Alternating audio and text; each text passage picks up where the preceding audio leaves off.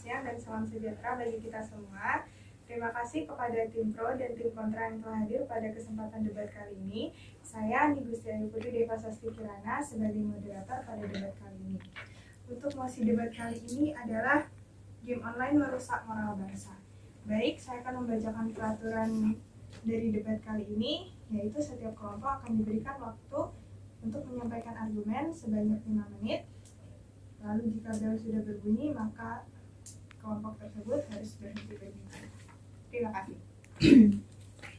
Baik, untuk di kanan saya terdapat tim kontra. Silakan untuk tim kontra untuk memperkenalkan diri. Assalamualaikum warahmatullahi wabarakatuh. Selamat siang. Saya tim kontra. Izinkan memperkenalkan diri. Perkenalkan, nama saya Putri Azura Syafitri. Saya sebagai pembicara 1. Perkenalkan, saya Syarifah Filasha sebagai pembicara 2. Perkenalkan, nama saya Nadine Aurelia Putri sebagai pembicara 3.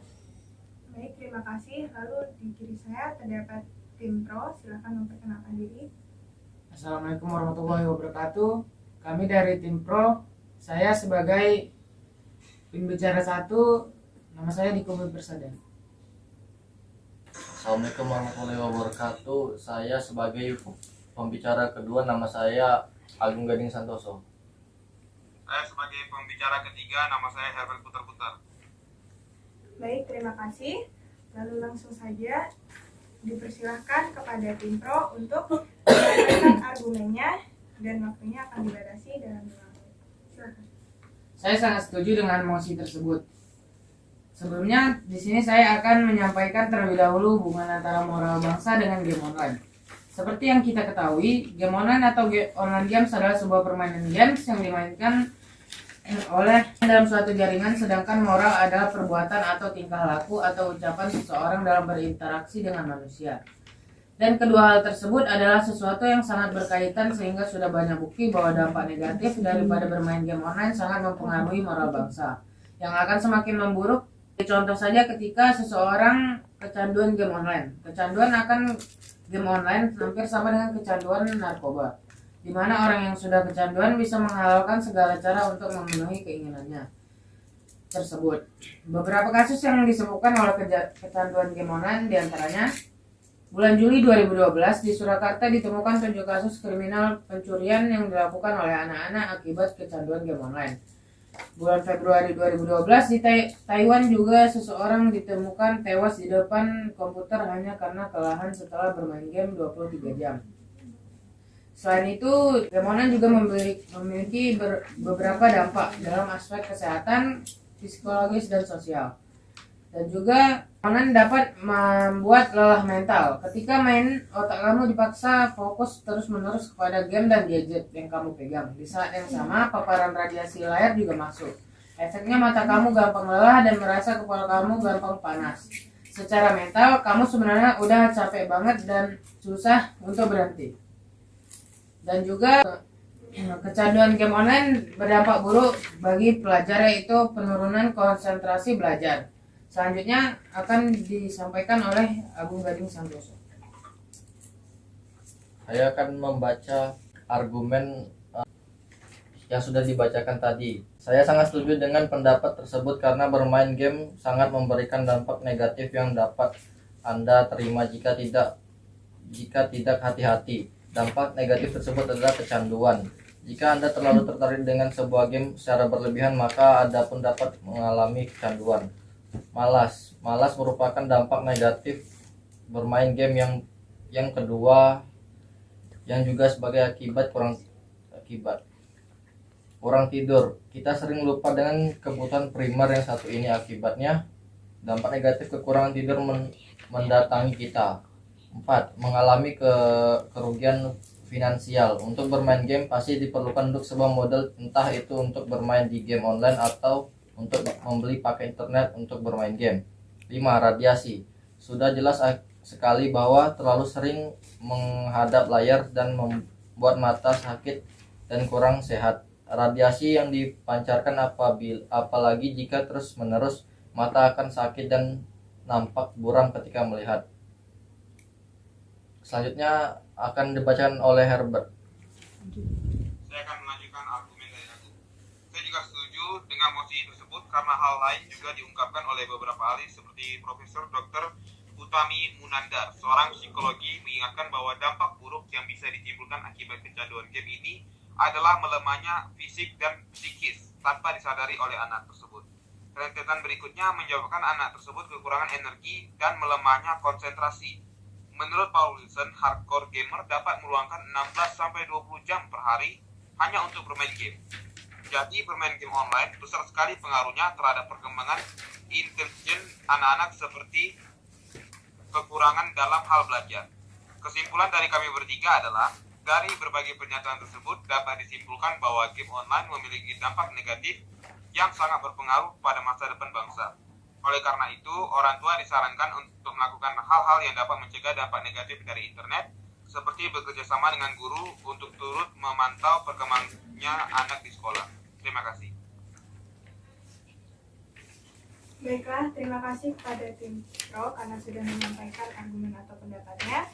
Lalu sekarang saya persilakan kepada tim kontra untuk menyampaikan argumen atau pendapatnya mengenai mosi ini. Kepada tim kontra dipersilakan. Baik, di sini saya akan menyampaikan kontra dari mosi tersebut. Mengenai mosi yang telah ditentukan, kami menyatakan tidak setuju atas pernyataan bahwa game online merusak moral bangsa. Kita terlalu ditekankan dampak negatif dari hal ini. Terlalu dijajah dan disimpulkan oleh pemikiran di mana game online ini berdampak negatif pada kehidupan sehari-hari, melupakan fakta bahwa ada beberapa bukti kuat mengenai game online memiliki dampak positif. Selagi penggunaan dan pemakaiannya terkontrol, tidak mengganggu aktivitas lain dari permainannya, hal ini akan berdampak positif pada pemainnya.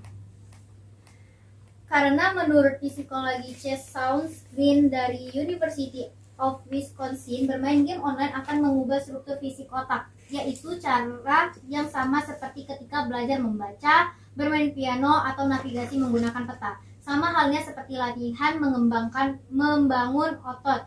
Kombinasi yang kuat konsentrasi bisa bermanfaat meningkatkan neurotransmitter seperti dopamin yang memperkuat saraf yang dapat membangun otak. Tidak hanya bermanfaat bagi perkembangan struktur fisik otak, akan tetapi kehadiran game online juga memberikan banyak dampak positif lainnya. Salah satu yakni dengan tumbuhnya industri kreatif dari game itu sendiri yang tentu saja berpengaruh pada perekonomian. Baik, akan dilanjutkan oleh pembicara kedua yaitu Sarifah Akil Asya. Baiklah, akan saya lanjutkan. Selain daripada itu, metode penelitian yang dilakukan Tony Wibowo yang diambil dari jurnal Animation and Games Studies Volume 2 Number 2 tahun 2020, penelitian yang dilakukan melibatkan 66 mahasiswa dan profesional muda dengan usia di antara 18 hingga 25 tahun yang dibagi menjadi 3 kelompok bermain game berjudul Detroit Become Human, Life is Stranger, dan Heavy Rain. Pada hasil akhir penelitian menunjukkan bahwa hampir 80% menyatakan video game adalah media yang lebih baik dalam menampilkan pendidikan moral dibanding buku, film, atau musik karena interaktif dan ditampilkan dengan audio visual.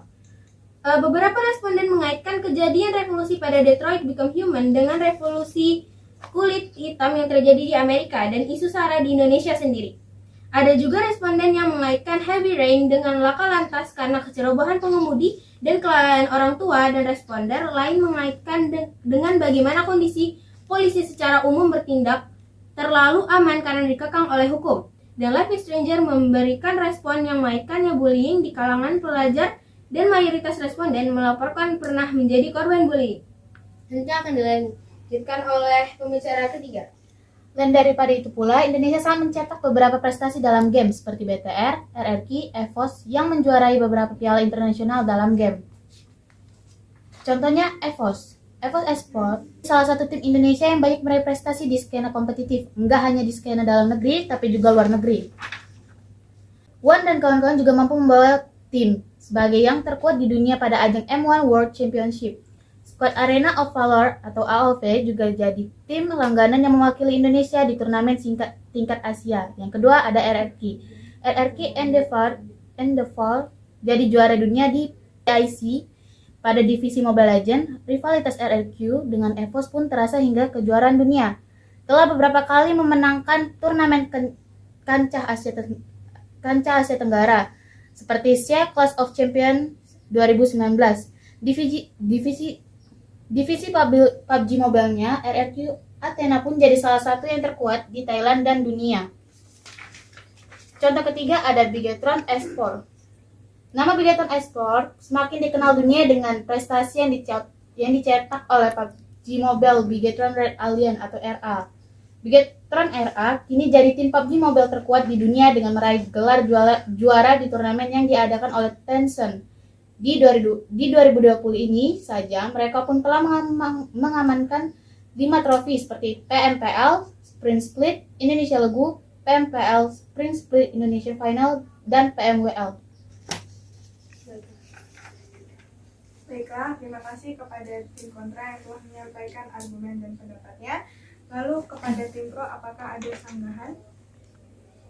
Saya akan menyanggah argumen dari tim kontra. Saya tidak setuju karena dalam aspek pro player atau tim profesional itu mereka membutuhkan waktu 16-20 jam untuk bermain game online, dan itu sangat berdampak buruk kepada mental dan mengakibatkan kecanduan. Dan juga untuk menjadi profesional player itu sangat tidak mudah. Banyak mengorbankan waktu seperti mengaburkan duit untuk item-item yang tidak berguna, dan juga mengorbankan banyak waktu, dan itu juga tidak pasti kita akan menjadi profesional player. Karena itu saya sangat tidak setuju dengan argumen tersebut.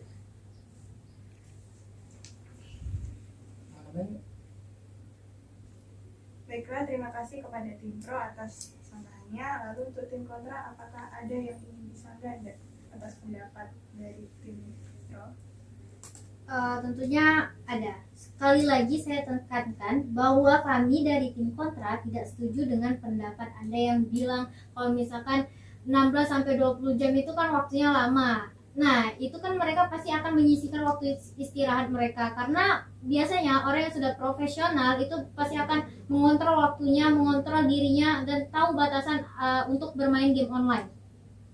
Mengenai pendapat yang sudah disebut oleh Anda, ada segi internal. Sekarang sudah banyak jumlah pengembang lokal juga mengalami peningkatan di kota-kota besar seperti Jakarta, Bandung, Jogja, dan lain-lain. Bahkan adanya fenomena game online ini juga telah menyebabkan adanya institusi pendidikan yang sudah mulai membuat spesialisasi jurusan IT di bidang game development, dan yang cukup membanggakan adanya keluarnya game online pertama di Indonesia yang bergenre MMORPG dengan nama Nusantara Online. Jadi kalau misalkan sudah menjadi orang yang profesional dalam game online, pasti akan bisa membagi waktu-waktunya, tidak hanya untuk menjadi live streaming dan misalkan di media sosial seperti YouTube atau Facebook. Nah, mereka juga pasti akan bisa mengatur waktunya lah untuk istirahat, untuk ini, untuk itu. Jadi game online ini tidak berdampak positif, tidak berdampak negatif, karena bisa menimbulkan juga peningkatan finansial, bisa menambahkan finansial dalam perekonomiannya. Sekian. Baik, terima kasih kepada tim kontra atas sanggahannya. Baik, sekarang lalu untuk sesi selanjutnya terdapat pertanyaan dari saya.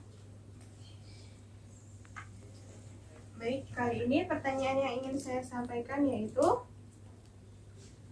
apakah kalian setuju jika game online merupakan alat penghibur diri? Silahkan sampaikan pendapatnya. Siapa yang mau mulai duluan?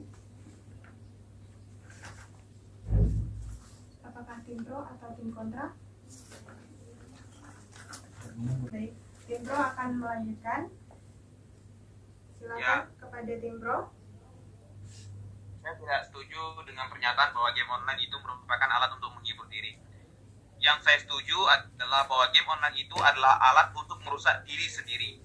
Karena untuk menghibur diri, kita bisa bersosialisasi dengan teman lain. Sedangkan di dalam game online, kita hanya berdiri di dalam kamar berjam-jam, membuat aspek disiplin dan aspek jasmani kita berkurang. Sedangkan jika kita berolahraga, itu bukan hanya kebugaran saja yang bertambah, tapi kedisiplinan kita dan sosial kita bertambah, sehingga diri kita, psikologi kita pun tidak stres. Itu saja.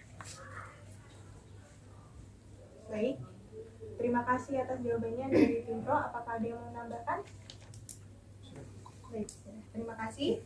Lalu kepada tim kontra, apakah ada jawabannya? Oke, baik, saya dari pembicara 2 ingin menjawab pertanyaan dari moderator. Oke, di era digital zaman sekarang segala sesuatu serba dalam jaringan. Contohnya, apalagi sekarang sedang lagi di masa pandemi ya, COVID-19, di mana kita harus tetap stay di rumah. Jadi, saya tekankan lagi kalau misalnya game adalah salah satu penghibur diri, bukan satu-satunya alat penghibur diri kita pada masa sekarang. Karena situasi sekarang tidak memungkinkan untuk bersosialisasi karena takut penyebaran virus akan semakin besar. Jadi kita menggunakan media sosial atau bisa game online sekarang.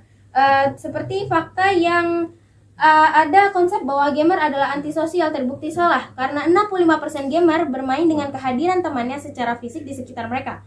World of Warcraft sendiri bahkan memiliki 12 juta pemain di seluruh dunia yang memungkinkan Anda untuk berinteraksi. Oke, akan dilanjutkan oleh pembicara satu. Oke, jadi kalau misalkan tadi saya agak tidak setuju kalau misalkan tim pro bilang kalau game online itu antisosial. Karena kita bisa tahu, contohnya di PUBG. Nah, itu bisa main random dari berbagai negara atau berbagai daerah, maupun di dalam negeri ataupun luar negeri. Di situ kita akan, tanpa kita sadari, kita akan bersosialisasi dengan secara tidak langsung, tetapi secara main game. Nah, saya juga punya pengalaman pribadi, kalau misalkan bermain game PUBG itu bisa juga bersosialisasi. Tentunya saya bisa kenal orang yang ada di Pulau Jawa. Nah, itu semakin bertambahnya teman, juga di situ kayak sosialisasinya makin ada gitu. Jadi nggak semata-mata kalau game online antisosial. Selain bertambah teman, juga bermanfaat finansial. Salah satu contohnya ada Erpan 1140 atau Andi Irfan yang berasal dari Balikpapan. Game yang paling digelutinya adalah Minecraft yang mengagumkan. Dia berprestasi secara akademis walaupun bermain game adalah hobinya. Yang berpenghasilan 922 juta sampai 14 miliar per tahunnya. Ini merupakan salah satu bukti bahwa game tidak berpengaruh dengan prestasi akademis maupun antisosial. Kembali lagi tergantung kepada orang tersebut dan minatnya. Oke, sekian dari saya. Terima kasih. Baik, terima kasih kepada tim kontra atas jawabannya. Lalu sekarang saya akan membacakan kesimpulan yang telah saya ambil dari mosi game online merusak moral bangsa. Jadi yang saya dapatkan dari mosi ini adalah menurut saya game online benar dapat menimbulkan dampak negatif seperti kecanduan, penurunan konsentrasi belajar, kekurangan tidur, dan game online dapat menimbulkan kecanduan sama seperti dengan kecanduan narkoba. Tetapi game online juga dapat menimbulkan dampak positif. Dampak positifnya yaitu apabila dimainkan dalam waktu tertentu dan waktu yang terkontrol seperti yang sudah disebutkan oleh tim kontra. Maka game online dapat memberikan dampak positif apabila digunakan dalam jangka waktu yang tepat dan bahkan dapat menyumbangkan prestasi bagi bangsa. Baik, mari kita akhiri debat hari ini. Terima kasih atas waktunya kepada tim pro dan tim kontra. Mohon maaf apabila terdapat kesalahan dari saya sebagai moderator. Sekian, wassalamualaikum warahmatullahi wabarakatuh.